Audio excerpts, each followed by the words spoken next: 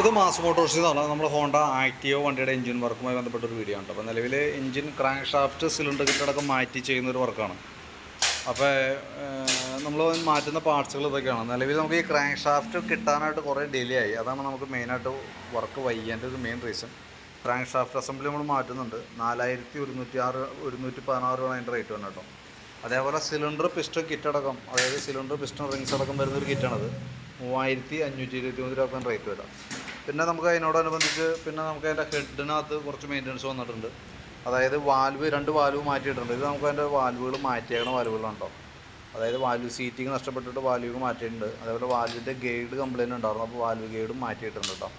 ഈ സൈഡിൽ വരുന്ന ക്യാം ഷാഫ്റ്റിൻ്റെ 2 സൈഡിൽ വരുന്ന ബെയറിങ്ങുകളും കൂടി നമ്മൾ മാറ്റിയിട്ടുണ്ട്. റോക്കറാമ നിലവിൽ വേറെ കംപ്ലയിൻ്റ് ഒന്നുമില്ല, അപ്പോൾ അത് പഴയ തന്നെയാണ് യൂസ് ചെയ്യണത്. പിന്നെ നമുക്ക് അതിൻ്റെ എയർ ഫിൽറ്റർ തുടങ്ങിയിട്ട് അതിനോടനുബന്ധിച്ച് വരുന്ന ഭാഗങ്ങൾ, എയർ ഫിൽറ്റർ കാർബറേറ്ററൊക്കെ നയിച്ച് ക്ലീൻ ചെയ്യണം. നമ്മൾ ഫുള്ളായിട്ട് ക്ലീൻ ചെയ്ത് റിസെറ്റ്, കാരണം ആ സെക്ഷൻ ഫുള്ളായിട്ട് കംപ്ലീറ്റ് ചെയ്ത് പോകാൻ വേണ്ടിയിട്ടാണ്. പിന്നെ ഗ്യാസ്കറ്റുകൾ, ഹെഡ് കവർ ഗ്യാസ്കറ്റ്, ഗിയർ ബോക്സിൻ്റെ ഭാഗത്തുള്ള gasket, gear box, bearing, oil seal items, ഇതൊക്കെയാണ് നമുക്ക് നിലവിൽ മാറ്റുന്ന ഭാഗങ്ങൾ കേട്ടോ. അപ്പോൾ ഞാനതിൻ്റെ ഡീറ്റെയിൽസ് ഇപ്പോൾ ജസ്റ്റ് വണ്ടി സെറ്റ് ചെയ്യണേക്കാൾ മുമ്പ് ഡീറ്റെയിൽസ് ഒന്ന് അപ്ഡേറ്റ് ചെയ്തെന്നുള്ളൂ. വർക്ക് ചെയ്തുകൊണ്ടിരിക്കുകയാണ്.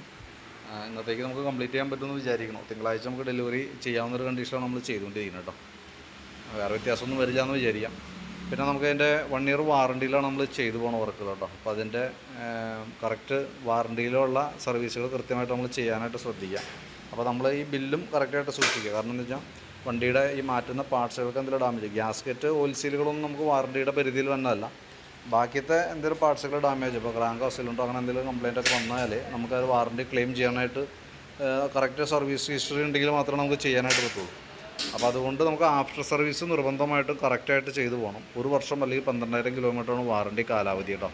അപ്പോൾ അതും ഒന്ന് ഓർമ്മയിൽ വെച്ചേക്കാം. അപ്പോൾ ഞാൻ വർക്ക് കംപ്ലീറ്റ് ആയതിനു ശേഷം ഡീറ്റെയിൽ ആയിട്ട് അത് ഏതൊക്കെ രീതിയിലാണ് ചെയ്യേണ്ടത്, എത്ര കിലോമീറ്റർ ചെയ്യേണ്ട ഡീറ്റെയിൽസൊക്കെ കൃത്യമായിട്ട് അപ്ഡേറ്റ് ചെയ്യാം. അപ്പോൾ ഞാൻ സെറ്റിങ്ങിന് എടുത്തപ്പോൾ അതിൻ്റെ ഡീറ്റെയിൽസ് ഒന്ന് പറഞ്ഞു എന്നുള്ളൂ. ഓക്കെ, അപ്പോൾ വർക്ക് കംപ്ലീറ്റ് ആയി കഴിയുമ്പോൾ കോൺടാക്റ്റ് ചെയ്തോളാം.